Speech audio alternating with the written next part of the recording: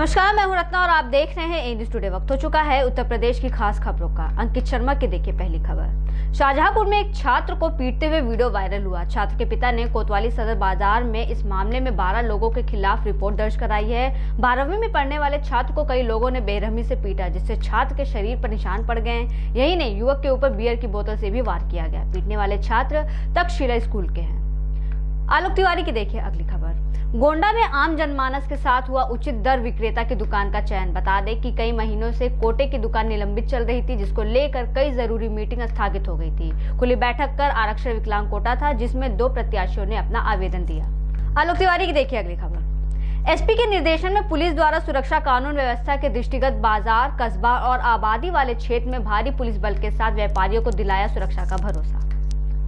बढ़ते अगली खबर की ओर देखिए आलोक तिवारी की।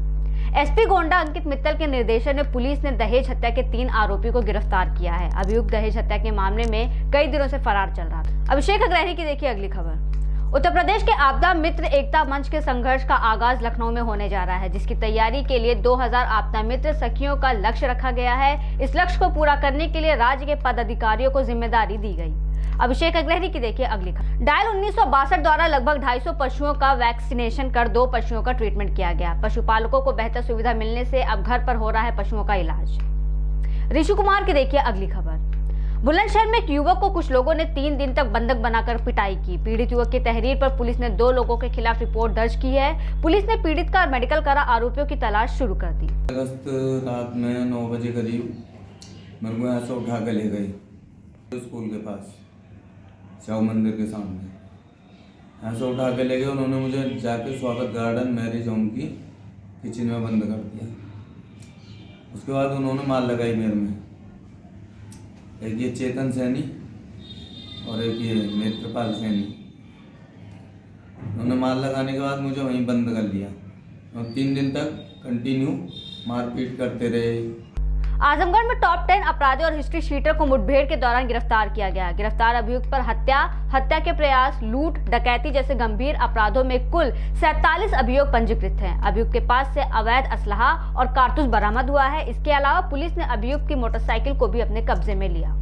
केशव प्रसाद ने साधा अखिलेश यादव पर निशाना। अखिलेश यादव के भारत जोड़ो यात्रा के सवाल पर बोले कि अखिलेश यादव जो कभी भारत माता की जय नहीं बोलते, वो तिरंगा यात्रा में झंडा लेकर आगे चलेंगे।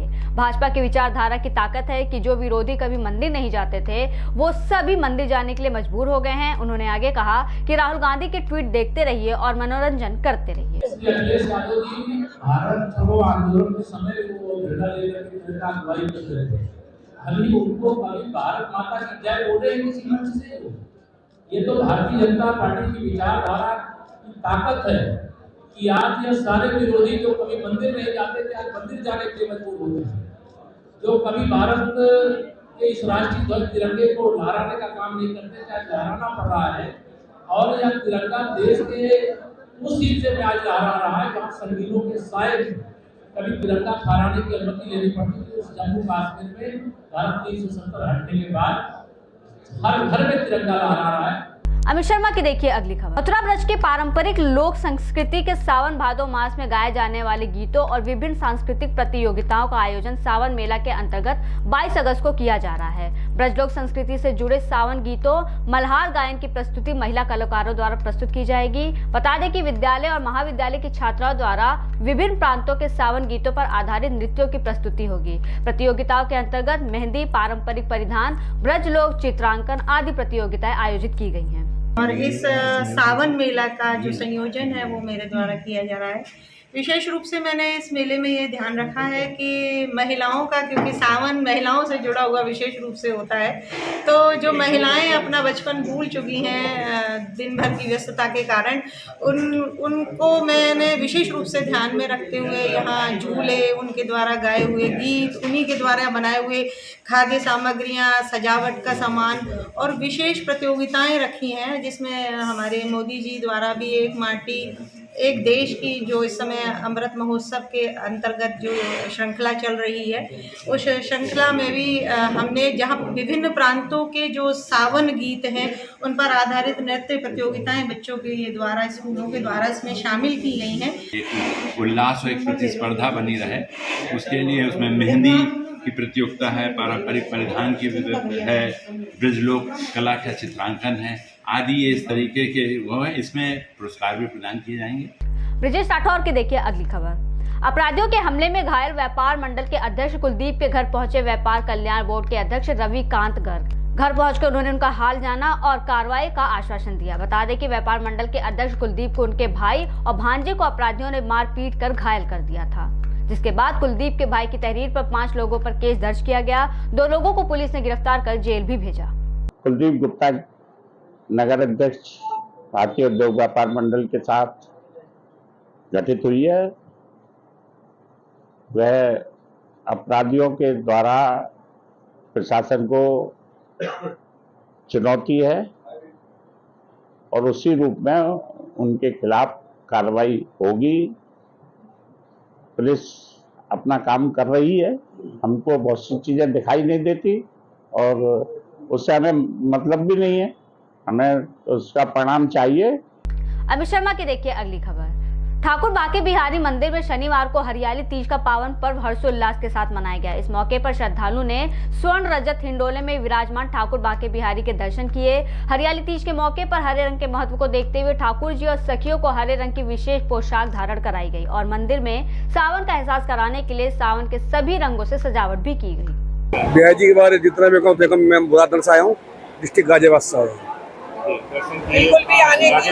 मेरी बिल्कुल हिम्मत नहीं थी, मेरी तबीयत खराब थी, लेकिन जैसे बिहारी जी का नाम आया, क्या कहा मेरे कान में आकर मुझे नहीं पता, मैं तुरंत बस चमत्कार, वास्तव में चमत्कार जिसे कहते हैं। जवाहर नवोदय स्कूल परिसर में स्कूल कर्मचारी की बेटी का फंदे से लटकता मिला शव। बता दें कि इसी साल युवती ने बीएड की प्रवेश परीक्षा दी थी। इससे पहले भी 2019 में अनुष्का नाम की लड़की का शव स्कूल के कमरे में फांसी से लटकता हुआ मिला था।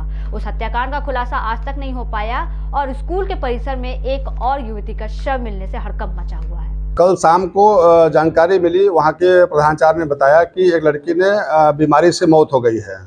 उनके परिजन ने बताया बीमारी से मौत हो गई है। मौके में गया जब वहाँ पर तो देखा कि उसके गले में निशान थे।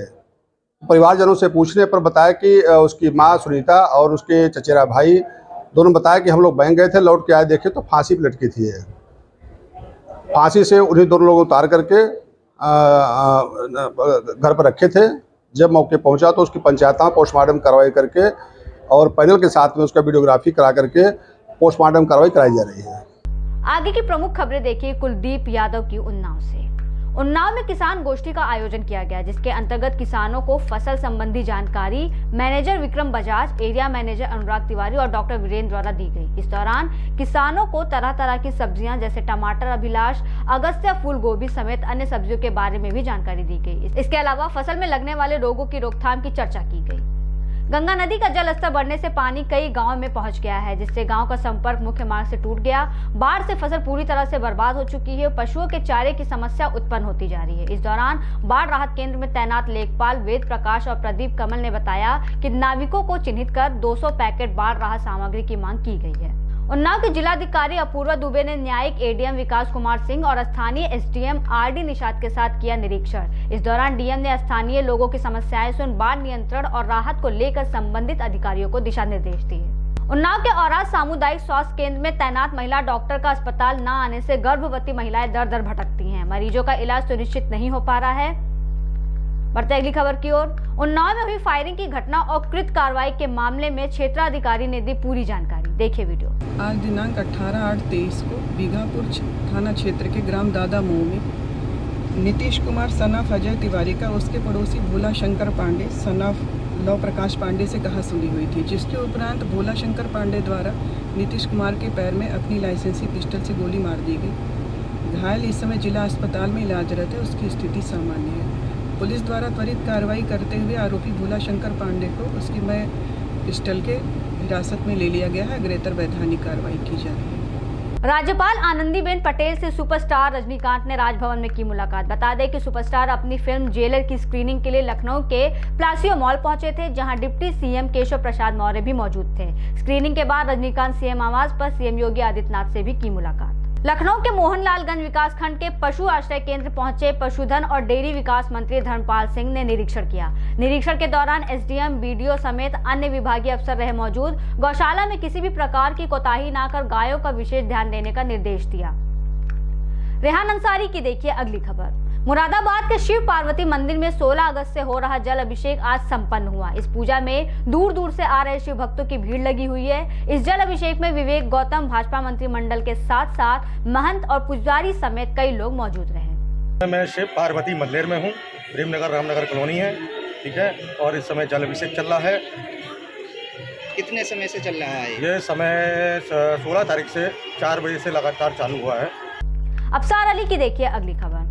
अमेठी में एक जीवित महिला को मृतक घोषित कर संपत्ति की विरासत दर्ज करवाने का मामला सामने आया है। पीड़ित महिला ने अधिकारियों से न्याय की गुहार लगा जिंदा करने की बात कही है, क्योंकि कागजों में उसे मृतक घोषित कर दिया गया है।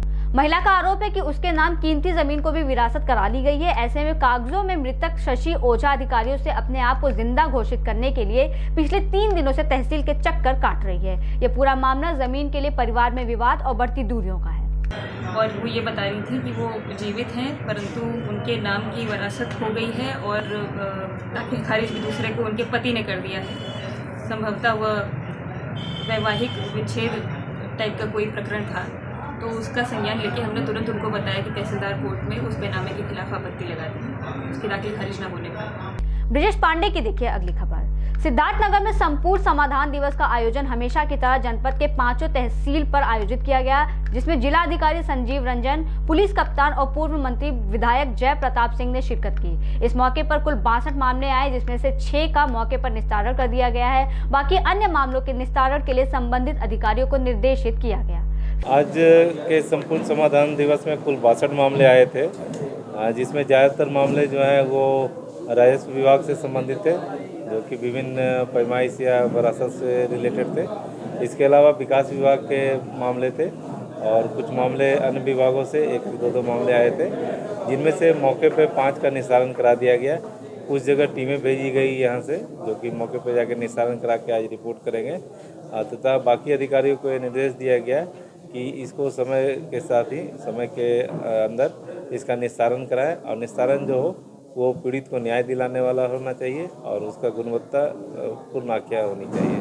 फिलहाल के लिए इतना ही। देश और दुनिया की तमाम बड़ी खबरों के लिए बने रहिए ए न्यूज़ टुडे के साथ।